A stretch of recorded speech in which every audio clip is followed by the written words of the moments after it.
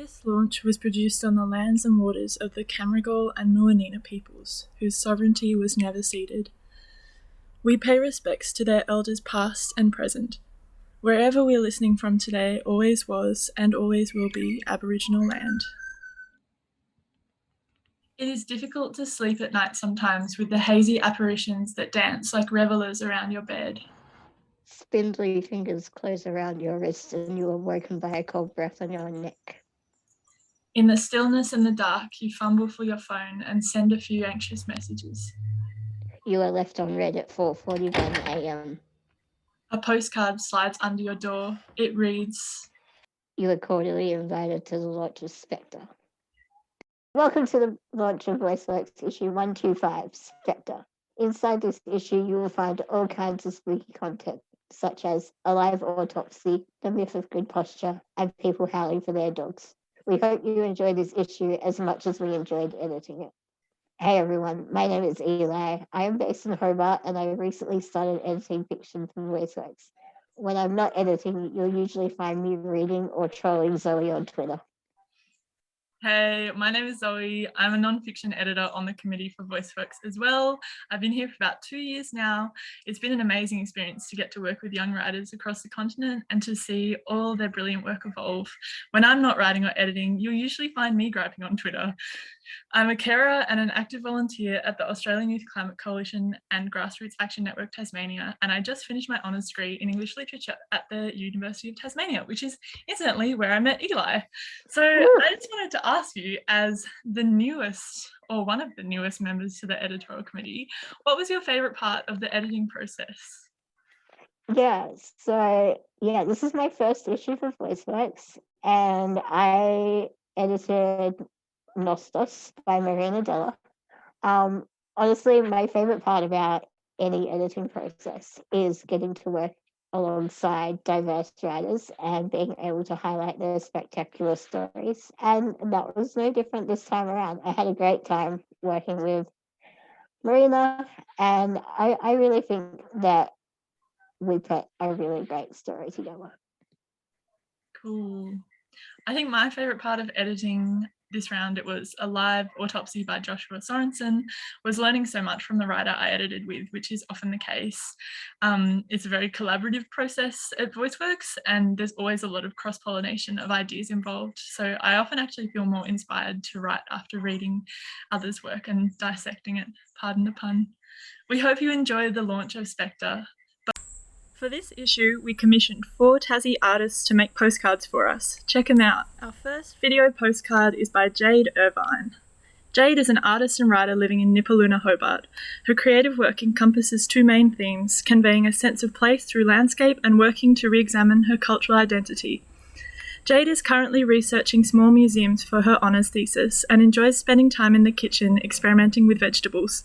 To see what she's been painting/pickling recently, you can find her Instagram at jade.irvine. Hello, my name is Jade Irvine and this is my video postcard. I'll be showing you some of the sights and beautiful scenery that I usually encounter on my walk to my local gym, the Hobart PCYC. Wowie. The place the 80s never died. I love your being filmed walk. I got my mate Jasper to help me film some of this as we've been heading on our way to boxing class, which has been really awesome. I think our coordination is really improving, so that's really good. I feel like it's a short walk, but it's a good walk. You could get a scooter to the PCYC. I feel like I'm not a quick enough walker. I'm like, slow down. First things first, on my way to the gym, I usually start by writing return to sender on any mail that has shown up in the letterbox and does not belong to me. It's so convenient that there's a post box just across the road, so I'll take them straight there and send them on their merry way. I love my local street library. Always great to pop in, love it. Anything good? You just never know what you'll see on the walk. And then like the first line is usually, I met him and I'm in love. And I was like, oh, Thanks for joining in today. bring back the 80s. I can't do this. Until next time, XOXO Jade. This is Jade Irvine signing off. Our next postcard is from Miranda Rogers. Miranda is a Tasmanian artist. Trained in printmaking, she loves working with paper. Miranda has made zines about friendship, space travel, swimming, mental health, and during 2020 made a collection of diary mini-zines.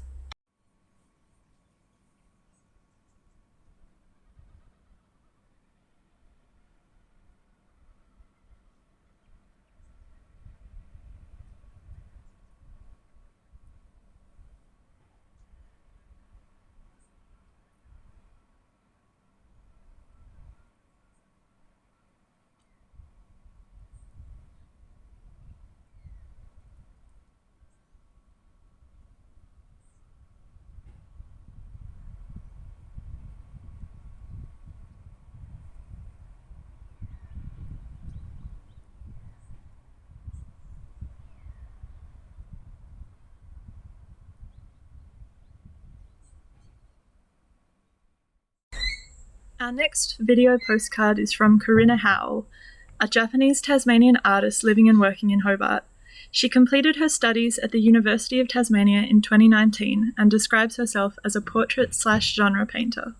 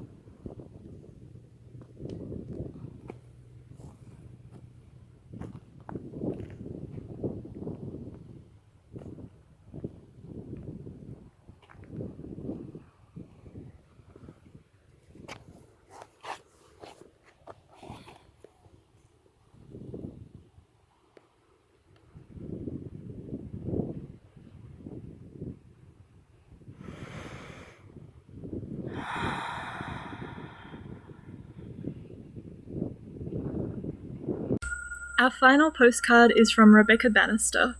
Rebecca is an artist studying to be a primary school teacher. She loves painting, drawing, reading, and hanging out with animals.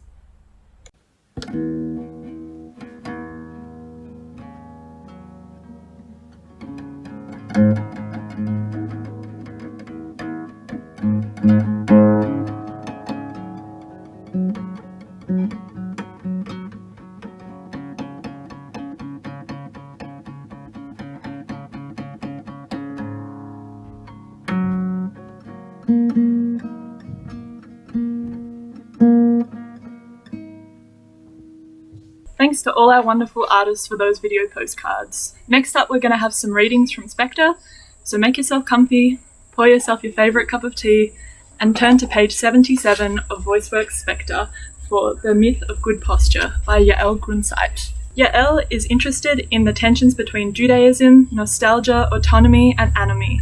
She is based on unceded Eora land, studying philosophy and English at the University of Sydney. Hi, my name is Yael, and I will be reading you an excerpt from my fictional piece, The Myth of Good Posture. The carnivorous dog who devours people had been following me. One morning, he drank my fresh coffee and ate my scrambled eggs, my dining room table, and 3 vintage orange chairs. He chewed up the 4 light bulbs above my head, the collages made from Frankie magazines I'd blue-tacked to the fridge, and demolished my apartment walls. He visits in moments of loneliness and eats away at the present. He left me a chair to slouch on and my memory of us at 15 sitting around a campfire with our sides pressed together. I was freezing, holding in my shivers so that you wouldn't move away. While the carnivorous dog sniffed around my feet, I could smell the comforting smoke and feel your hand cup my knee. Your body was a desert cliff face I caught my breath resting against. Jagged, cold, crumbling. Cliff faces don't breathe. The carnivorous dog bit off my left foot and gulped it down after 3 exaggerated chomps. He attacked my shin, used my bone as a chew toy. I slid onto the floor and curled into a fetal position. It was 2 a.m. We were 17 and your warm torso a blanket for my bony spine. I lied to my parents so I could sleep at your house. They thought I was sleeping at Lily Perlman's. Your sister pretended to be her when my mum called at midnight.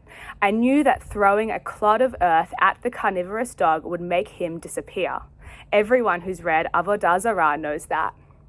If I could drag myself to the garden, it wouldn't be too difficult, but I didn't want him to leave me alone again. Willingly blindfolded by longing, reality was concealed. I could believe that 17-year-old you was kissing my 17-year-old neck. As my kneecap was sucked out and gnawed on like a musk lifesaver, I hugged the space in front of me that was 10-year-old you outside the primary basketball court. The carnivorous dog and I knew I didn't want the you of now because the you of now didn't want me. He jabbed his tongue up my gaping thigh, and opposite me was the you of now, lying naked. In my masochistic delirium, I stuffed your body with shreds of affection I felt from you at 10, 15, and 17. I kissed that scarecrow's wet, cold lips and made that kiss a memory. I'll now be reading a second excerpt from my piece. She couldn't look at my face. She slouched on a plastic chair with her legs spread apart. She wore a headscarf like the one I wore in my high school's production of Fiddler on the Roof. A few of her grey hairs escaped. They crawled towards her dry, thin lips. The corridor to her toilet looked like a bomb shelter. In Ukko, I was sleeping in a bomb shelter. It was against the law, but there wasn't enough space for beds elsewhere. My friends and I decided it was fine. We could still all fit in the bomb shelter and at least we'd be comfortable. She pointed her left palm towards my face. I dropped my coin, my zloty, in the center. Clink. In one swift movement, she slid the zloty into her apron pocket, then flicked her fingers towards the concrete ceiling, signaling that I could enter her toilet. The mirror above the two metal sinks was a slab of that reflective steel. The only recognizable feature, reflected back at me, was my brown hair. I had lots of it. I was a brown stain, like a skid mark in a steel toilet bowl. I sat on the toilet seat made out of that same metal as the mirror and sink, the same metal as the cubicle doors, the lock, the ceiling, and walls. I shivered while I pissed and thought, fuck this lady for making me pay to use her toilet. Every toilet in Poland should have a sign that says, Jews piss and shit for free. My dad would still pay.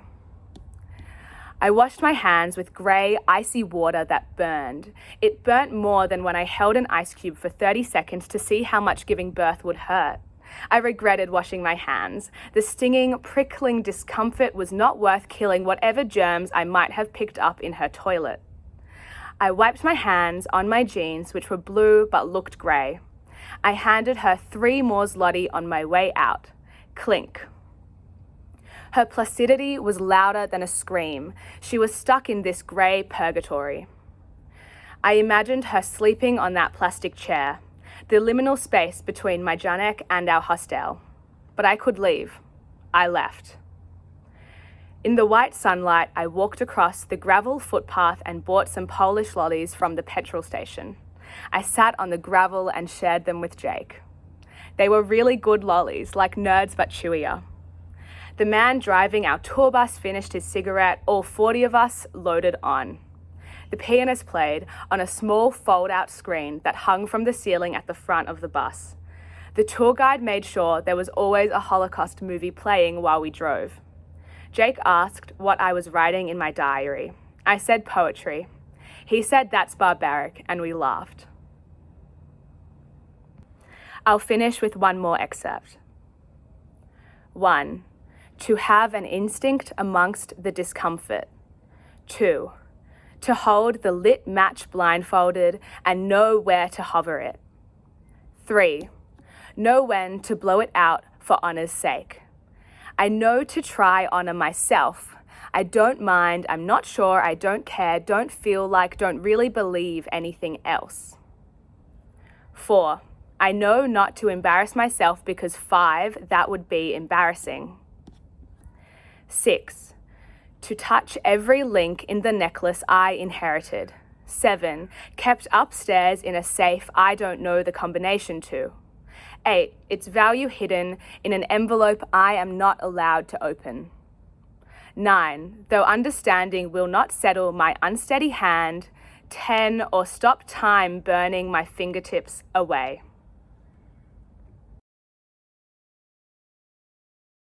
Our next reader is Sandra Kallarakkal.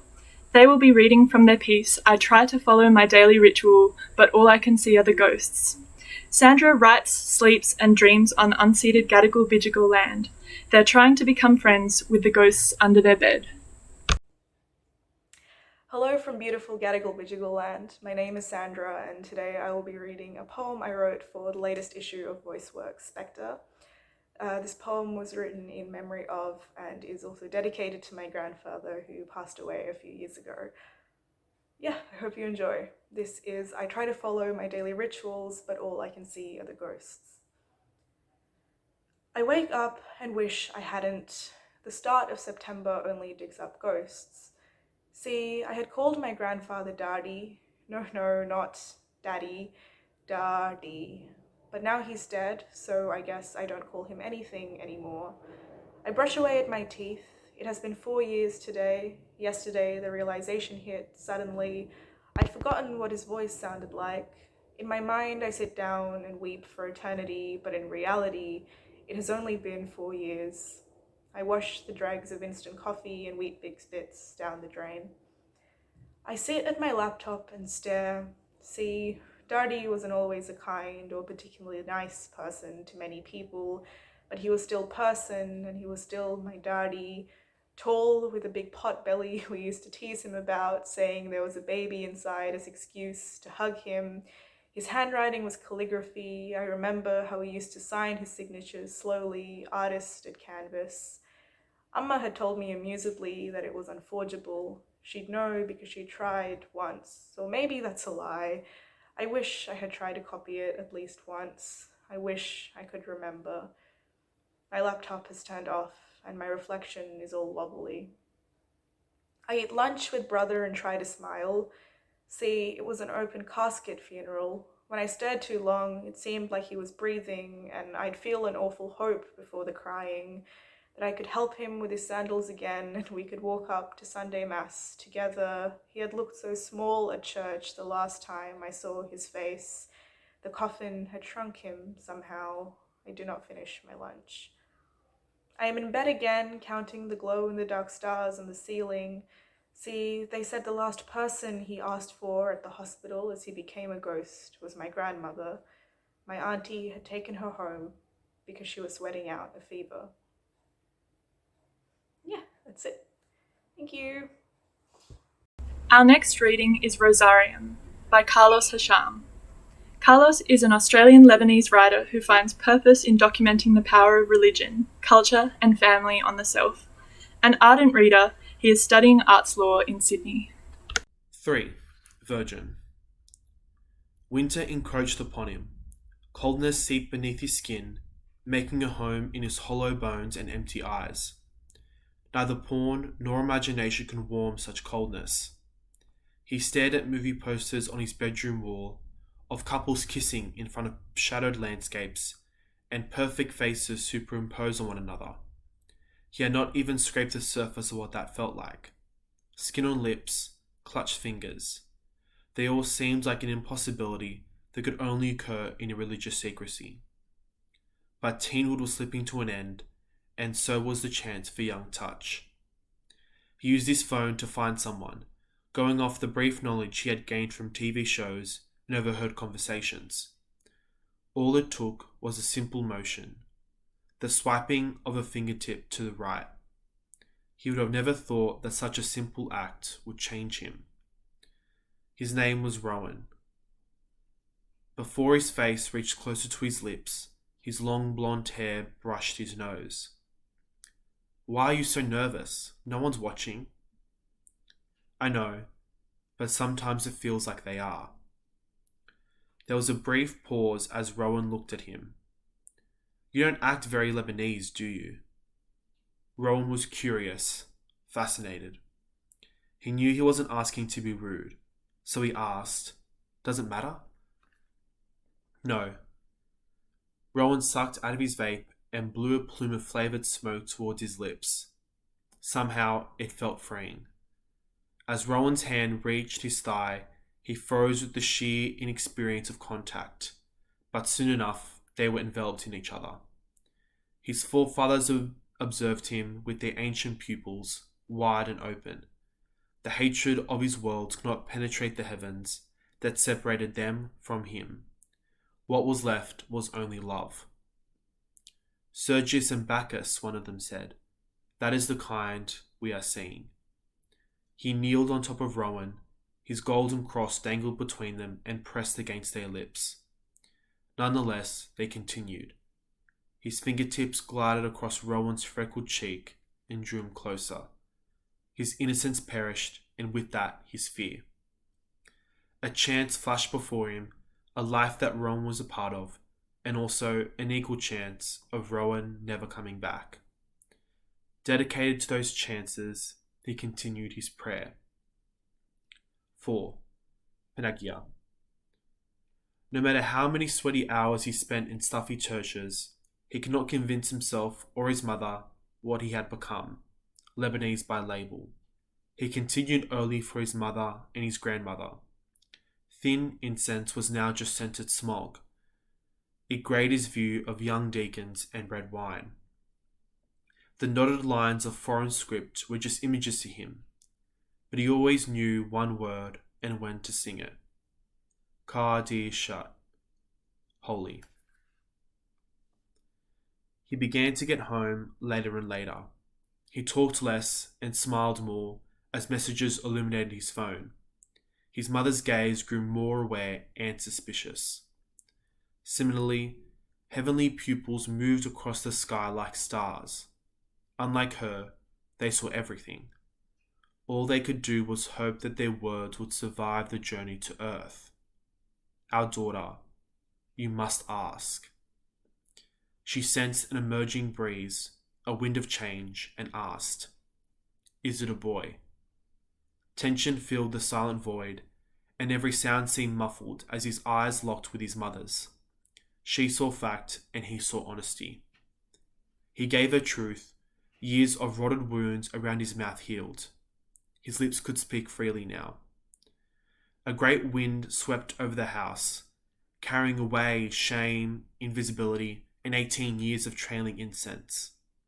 But when the wind dropped, both he and those watching over him felt that it had only been a little breeze, friendly, almost gentle, a humble wind that banished another gaze from his world, leaving only eyelashes and love.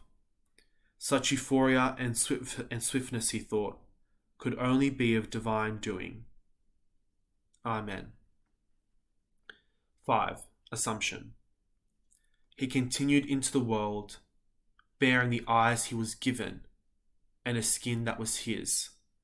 New birth began with the death. Jesus, O merciful, O loving, O sweet Virgin Mary. Amen. His breathed words floated to his ancestors as a final blessing. The cycle had begun with the words of his mother, and now finished with the words of her son. He had completed his prayer. Maroon. We can finally say his name with confidence. Confidence over what? He finished what he started, and he didn't forget us. He saw Rowan for a second time, fingertips dance across male skin as they shared secrets and mouthfuls of smoke. Once home, the beads welcomed him as his lips recited the holy words that had once been used against him to prohibit his existence. His forefathers watched his new self emerge into the island that was now his home and his homeland. They smiled and stowed away their thimble. Ancestral eyes with gratitude closed. They now trusted him with his fate. With the air finally cleared, his larynx opened as his fingertips edged downwards. I believe in.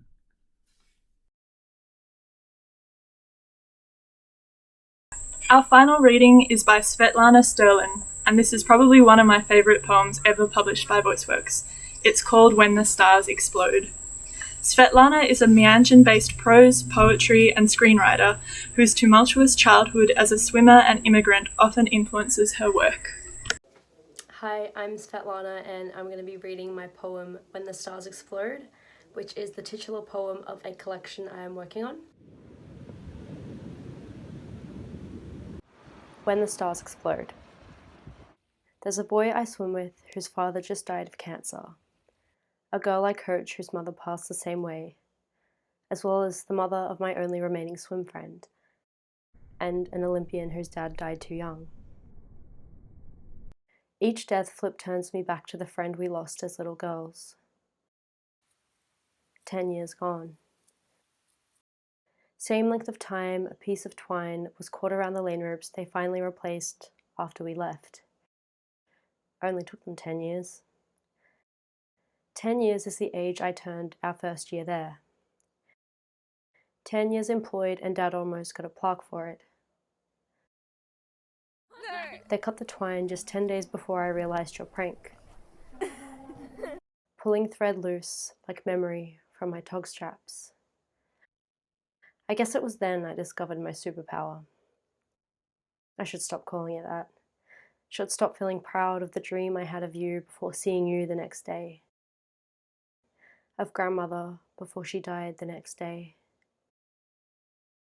Of the friend I somehow knew was gone. Maybe that's when I realized the stars would soon extinguish. But it was also the first time I looked up and saw a new star threaded into the twine of our galaxy, swimming backstroke outside, catching the glint of my goggles.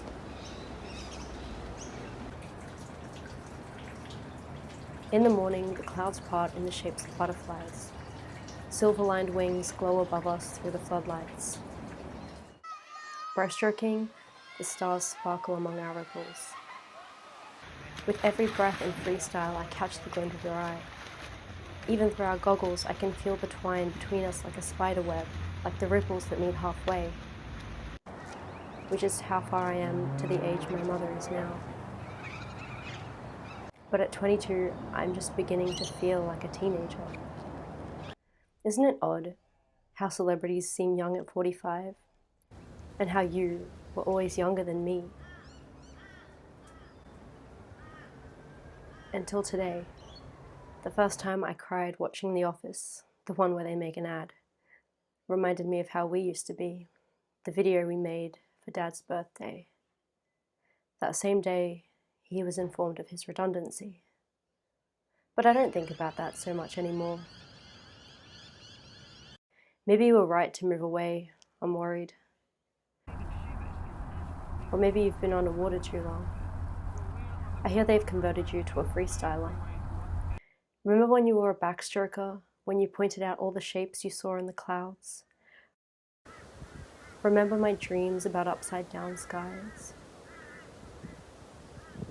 Wonder if I haunt your dreamscapes when you wander into mine. Maybe our spiderweb thread has tangled somewhere between us, but it's wound too tight to melt. Not even the sun can blind me, sparkling upon the ripples we paint in the pool, little black holes at the center of each concentric circle. Maybe we're the ones who stroke the sky blue. Maybe we look up and see our own reflection. Maybe the shapes of our lost ones beyond the opening clouds, as they fill our pool with their own blue. Pockmarks of our lost lights glittering upon the surface.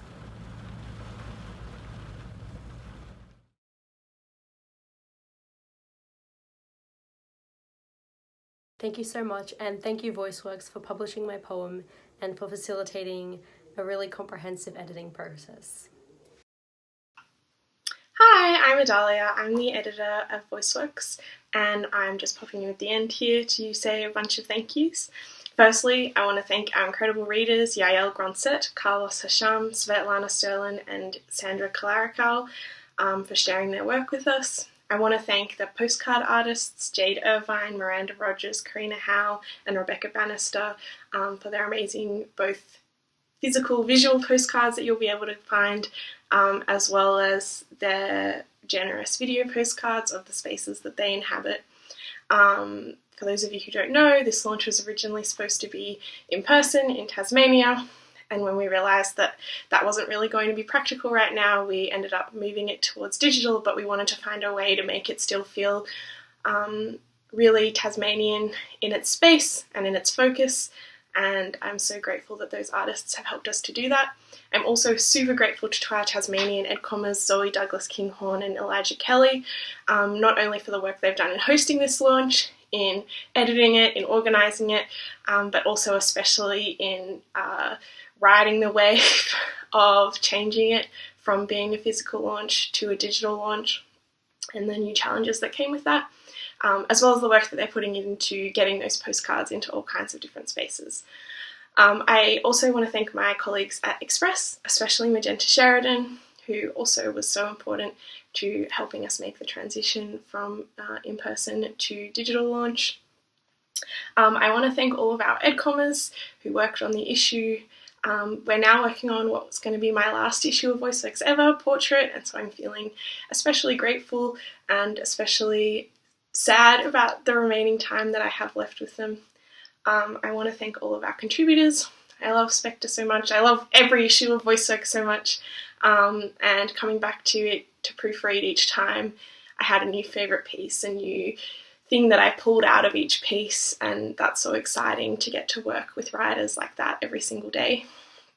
I want to thank everybody who submitted to the magazine in general.